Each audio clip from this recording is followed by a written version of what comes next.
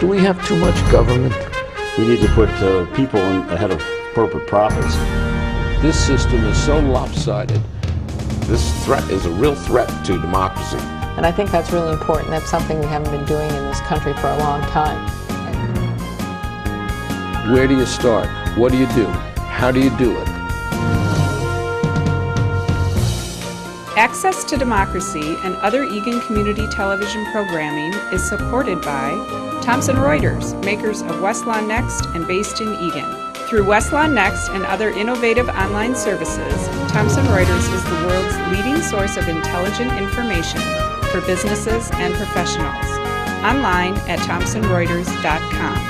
And by U.S. Federal Credit Union, the member-owned financial institution offering service, value, and experience you can trust to the greater Twin Cities community.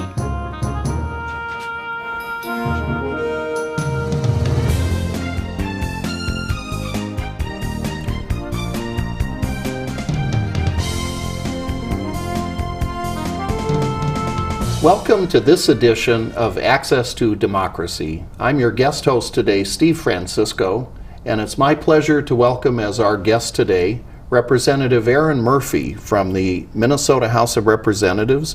Erin is serving in her third term in the Minnesota House of Representatives. She represents a district on the west side of St. Paul, and she is also one of the assistant minority leaders in the Minnesota House. Welcome, Erin. Welcome to Access to Democracy. Thanks for having me today. Thanks for being here. It seems that recently we received an update on the state economic forecast, the July forecast, and I want to read these figures so I make sure I get this correct. It seems that there's both good news and bad news. The good news is that state revenues were 2.1% or $336 million above projections for the fiscal year that just ended on June 30th. The report also says that Minnesota's economy has performed better than the national average since 2007. But there's also a little bit of a cloud on the horizon in that economic growth nationally has not been as robust as economists had hoped for, and consequently they're reducing their projections for future economic growth. Can you give us a sense today, your view on what is the state of Minnesota's economy as we sit here in July 2012? How are we doing? You know, I think the economy in Minnesota is performing better than the nation's economy. And you can ascribe that to many factors. I like to give thanks to Minnesotans and their hard work and their work ethic and, the sort of common sense approach that we have in life, right?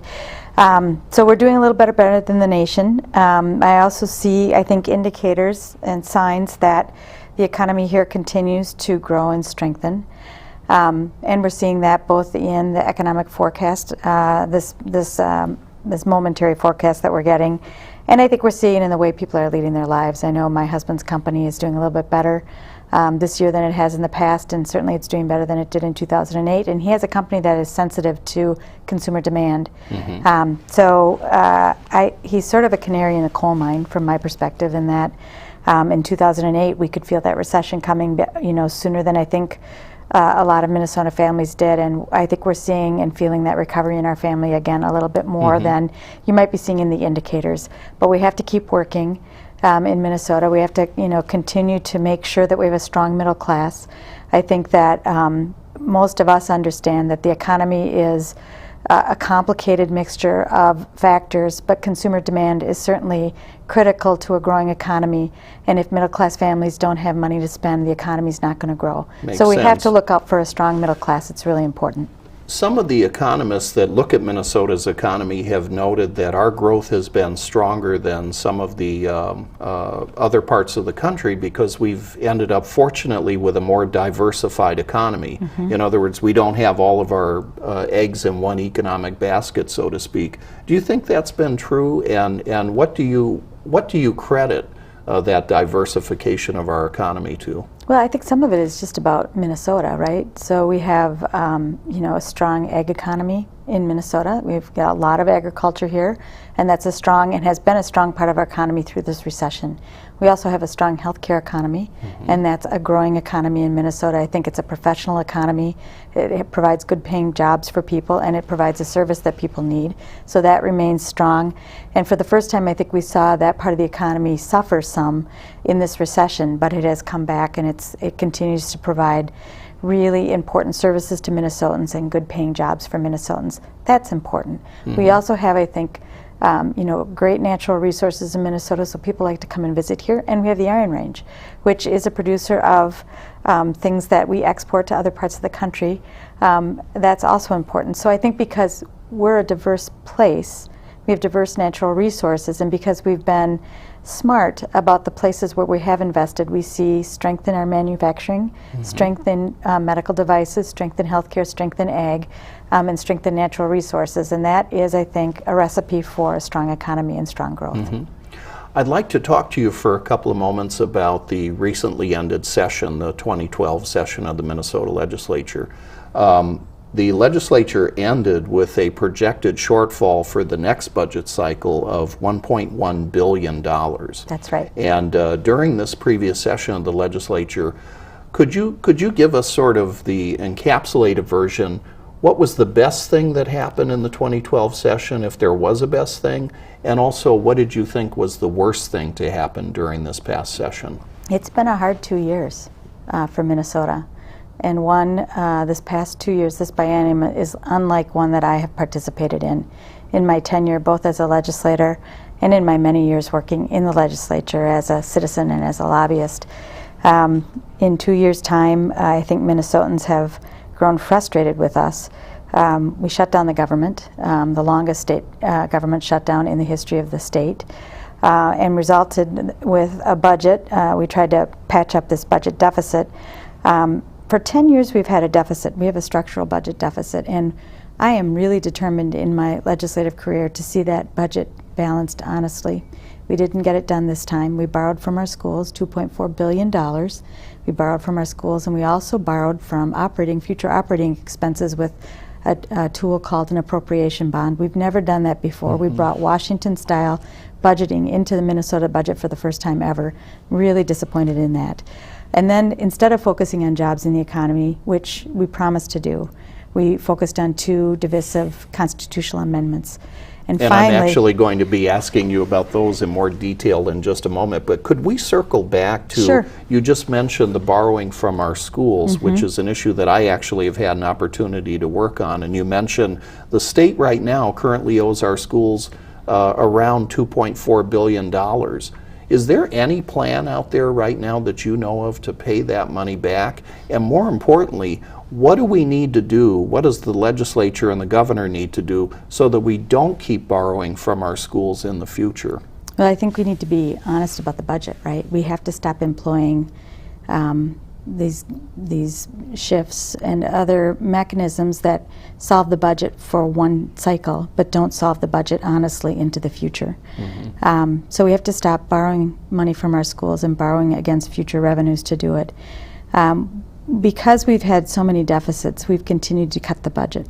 And I think, you know, we've had an economic recession. There's been less money coming into the budget. So in addition to the structural deficit, you know, we had less money coming into the state. And naturally, I think one of the things we had to do was do some budget cutting to make those things meet, because we have to balance the budget. It's part of the Constitution. Our obligation constitutionally is to balance that budget every 2 years. But I think that when I think about the more than $4 billion that we've cut out of Health and Human Services in the last 5 years, and the cuts that we have made to local government aid to cities and to counties, the elimination of the market value homestead credit, which resulted in a property tax increase, especially for farms and business owners and property owners in greater Minnesota this year. It is time for us to stop pretending that we can balance the budget by just cutting. And we're going to have to talk about revenue as well. So, yes, what I hear you saying today, Erin, is that really a one-sided approach of just simply cutting isn't going to get Minnesota to where we need to be. Correct. It hasn't so far, and sort of like the old adage, you know, if you keep doing what you've been doing, you're probably going to have the same end result, which for our state has been persistent chronic budget shortfalls leading to more cuts. And so revenue has to be part of the solution, is what I hear you saying. Is that correct? And I think that as we've cut over these many years, we've really seen those cuts fall on working class and middle class Minnesotans. So while there is a group of Minnesotans that are doing well because they're financially well off, there are families, lots of families in Minnesota that are struggling. And when I talk about the economy and economic growth and consumer demand, if we want the economy to grow, Minnesotans need to be able to participate in the economy. And when we continue to make cuts that impact middle class families, they're not going to really be able to participate in the economy in a way that it'll grow. So we need to focus on jobs, but we have to remember too that a strong middle class is what is going to really position Minnesota for our future. And we have to pay attention to education, because if we're not preparing our young people for the future, we're not going to be positioned globally to perform well. And those are the two things that I think we need to, we really need to focus on those things in Minnesota. That's the legacy of our state. The leaders that came long before me knew that they had to invest in Minnesota. They knew they needed to invest in our schools and our future. And I don't think that we're doing that in a meaningful way right now. And I hope we get after that in this next term. And we have another problem here in Minnesota, which we've been reading actually for several years now, about the achievement gap. That there are significant gaps among recent immigrants and children of color in Minnesota. And this is a problem for our state too, and it's not just a phenomena happening in the urban areas, it's happening across our state. What do we need to do to start trying to address some of those gaps and getting it so that every Minnesota child has a bright future and that we all have a bright future? Right. I think if our kids aren't well prepared, it impacts all of our futures, right? So it's critical, right? And this past 2 years has really, it's been striking for me. And I experienced this as a citizen before I served in the legislature. Some of my colleagues really believe the best way to fix education is to go after teachers. And I think well-prepared teachers who are doing the work that they know to do in the schools is a key ingredient to an education for our kids, right? And so while I understand the politics of going after teachers and driving that wedge that my Republican colleagues are trying to do, I don't think it's doing anything to solve the achievement gap. I think we need good teachers in schools.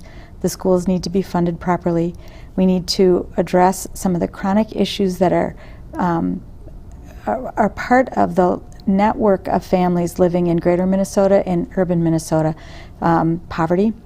We need to make sure kids are coming to school prepared for school, so they are well fed and they have a safe place to live, and their families have jobs, right? And the achievement gap is in part a function of our schools, but it's also a function of the way that people are experiencing life in Minnesota and a lack of a safety net for kids. And if they don't come to school prepared, they're not going to be able to learn.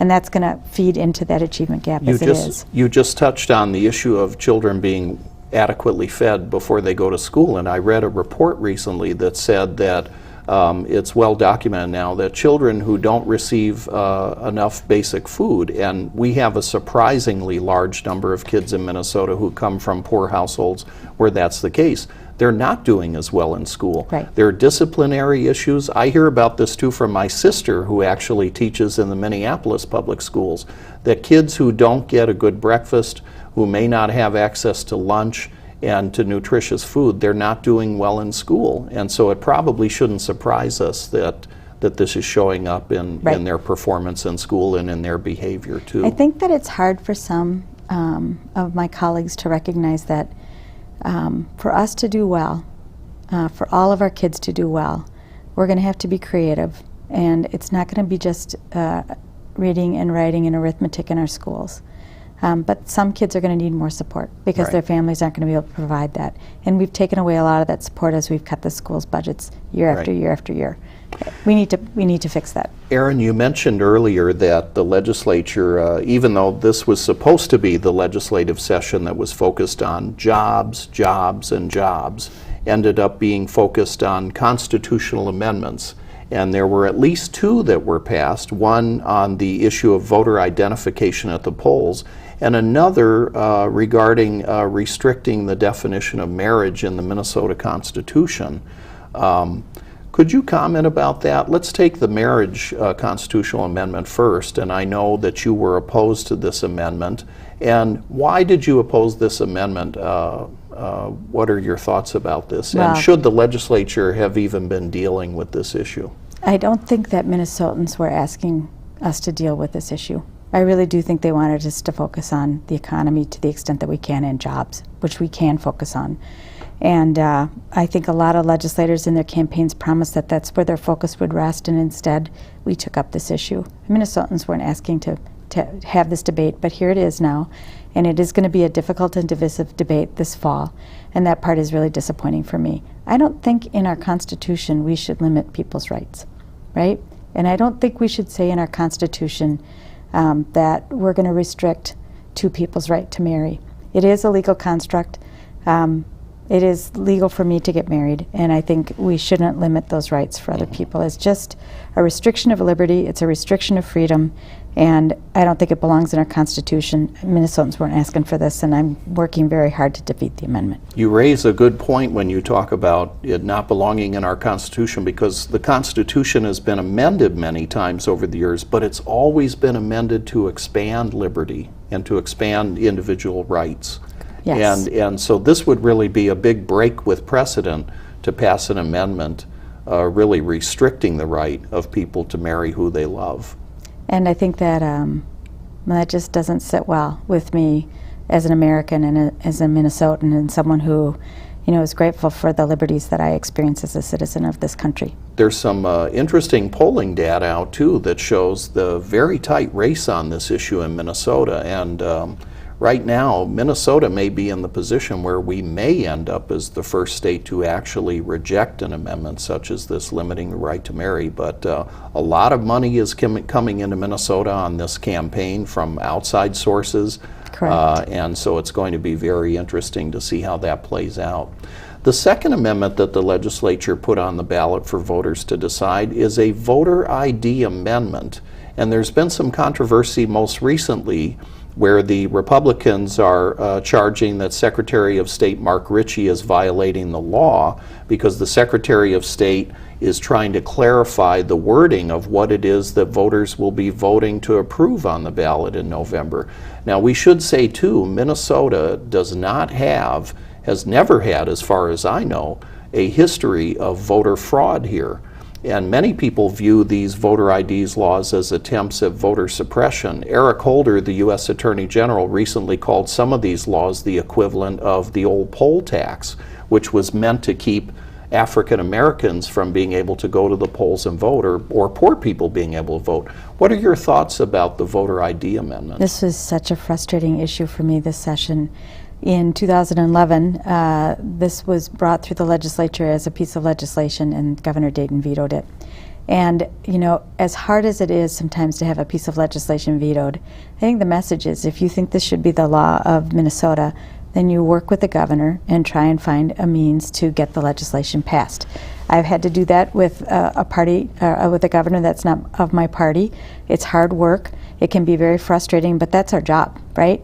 So to do an end run around the governor and put it on the ballot instead, I found very frustrating. But even more frustrating than that to me is that this is being proposed and promoted as a simple measure to ask people to show an ID when they vote. And it is not just that simple. Minnesota has one of the most excellent election laws and really excellent election processes in the country. It's actually resulted in Minnesota consistently having the highest, or one of the 2 or 3 highest voter turnouts of eligible voters of any state in the country. Right. And so if you really believe in democracy, that's really the way to go, isn't it? Rather than restricting the franchise. We pride ourselves in that in Minnesota, and there's been little, if zero, evidence of fraud in Minnesota. What's at risk if this passes is same-day voter registration, the ability to share at the polling place knowledge of your neighbor who's new, and so that they can register and vote, and the institution of something we haven't seen before, which is a provisional ballot. So you'd be able to vote provisionally, but unless you're able to prove who you are, your vote won't count. We've not used those tools before, and in other states where they've put this law into place, we have seen countless legal voters being disenfranchised. In the thousands of legal voters being disenfranchised. When we debated this on the floor of the House, many of us asked questions. I asked the author many questions about a woman whose records I had with me. She was born in Iowa. She was 80 years old. She never had a birth certificate. She was able to get a passport from a county administrator back in the 1970s because her sister came with her and vouched for her. But she doesn't have her passport anymore. She doesn't have a driver's license anymore. And she has no means to verify her identity. So she could therefore be disenfranchised, not being Right. allowed to vote, even though she's 80 years old, clearly a U.S. citizen, has been all of her life. Right. And that's really the danger in an amendment like this, isn't it? That we're going to be disenfranchising not just her, but potentially thousands of people who are American citizens who are otherwise eligible to vote. And that is just too broad a net to cast from my perspective. We should make sure our laws should be clear that every legal citizen is able to vote. During the debate in the legislature on this amendment, too, I heard a number of legislators from the Republican side of the aisle describing voting as a privilege. And that really didn't sit well with me when I thought about that, because I thought, no, if you are a citizen of this country, it is actually a right, not a privilege. You are entitled to vote, unless there's some other overriding reason that you're not able to vote. And you know, with this legislation, it seems like they were pursuing a solution in search of a problem, given that Minnesota doesn't have this record of fraud in our elections. Now, to be sure, we've had 2 elections in recent years, both a U.S. Senate race and a gubernatorial race, that were fairly close. But just because you have close elections is not proof that you have fraud in your elections. Would you agree? Or? Well, I think a close election proves you have a close election. That's right. And we also I have a think so. really satisfactory process to resolve a close election in Minnesota. So I agree with the phrase that this is a solution in search of a problem. I don't think the case has been made for why we need this. I think the case has been made that there will be legal voters who are disenfranchised if we pass this amendment, and I certainly hope Minnesotans take a good, hard look at this. It's not a simple solution for a simple problem. Do you support Secretary of State Ritchie's efforts to try to clarify the language of what the impact of these proposed amendments would be on the November ballot? I think the Secretary of State is doing his job according to the law, and of course I support that. Okay. I'd like to turn our attention, we have just a few minutes remaining, I'd like to turn to the issue of health care reform. The U.S. Supreme Court, as we sit here today in mid-July 2012, has spoken, and they have basically upheld substantially most of the Affordable Care Act. But we see across the country a number of states backing away from implementing certain provisions of this law, including the creation of state-based insurance exchanges, basically insurance marketplaces, where citizens can go to compare insurance policies and to pick the policy that would be best for them and their families. Minnesota has taken the route of supporting implementation of the law and moving forward with the creation of the state-based exchanges. How do you think Minnesota is doing on that and on other parts of this law in terms of moving forward with implementation? I have all the faith in the world in our capacity in Minnesota to move the law forward in a way that is suitable for Minnesota. It's our tradition. We have such a record of leadership in healthcare in many things, but we have a record of leadership in Minnesota, and I know that we can move forward with the reforms that we began in 2008 and add to those the reforms available to us from the Affordable Care Act. I think Governor Dayton and the administration and the Insurance Exchange Task Force has been working very hard to put the pieces in place so that when he has the authority or chooses to move forward with the authority to implement the exchange, we'll be ready to do it. It's very complex setting up an insurance exchange. There's a lot of information that we need to go through that is beyond the scope of the legislature. So I'm grateful that the administration is doing that work. And HHS is moving forward doing what they need to do. Yep, I think the Department of Human Services and the Department of Commerce are doing that work together, and we'll be ready when the governor's ready, and if we are able to pass legislation to implement an exchange. I will tell you, I'm not surprised by the opposition that it continues. They signaled clearly, even before the court ruled, that those opposed to the Affordable Care Act were going to take this to the election. I think Americans are really tired of the fight. I think Americans can hardly believe that we would go backwards on this policy and start over. I think they want us to move forward, and I know we can do that in Minnesota. We have all the tools and all the smarts to do that, and we can show the rest of the nation how to do it. And we should mention for our viewers who may not know, prior to your legislative career, you were president of the Minnesota Nurses Association. Healthcare has obviously been a long-time interest of yours and is a great interest of yours in the legislature. It is. I'm a nurse, and taking care of patients in a hospital, in a community setting has, I think, really for me shown where the gaps are in our healthcare system. It is undergirded for me my belief that healthcare is a human right, and that we as Minnesotans believe ethically and morally that we should care for people when they're sick, and the system should support that. And that's what I'm working for. Let me change gears, if we could change topics, and ask you about something that was a very prominent issue, some would say dominated this last session, which was the outcome on the stadium debate. Legislature passed a bill which obviously a new home for the Minnesota Vikings is going to be built in downtown Minneapolis with a substantial state contribution or state-backed contribution, City of Minneapolis, and also from the team. Was this final bill a good deal for Minnesota? How much time do we have left? Not that much. So 2 let minutes, me say actually. this. This is the first debate, stadium debate, that I've been a part of in my short tenure in the legislature, and it was very complicated and really difficult. I represent a district that, when I ran for office the first time, really urged me not to support public funding for a stadium. And I wanted to make sure that I was carefully considering this option. And as we got closer to the vote, I was hearing from more people in the district who were really hoping I would vote for it. So the vote was hard. And as I listened and learned more about the debate, I will tell you I was torn.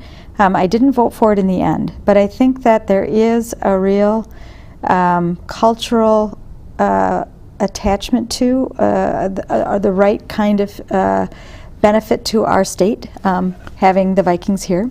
And I think it would have been a loss had they left. I'm not sure they were going to leave, but it would have been a loss had they left.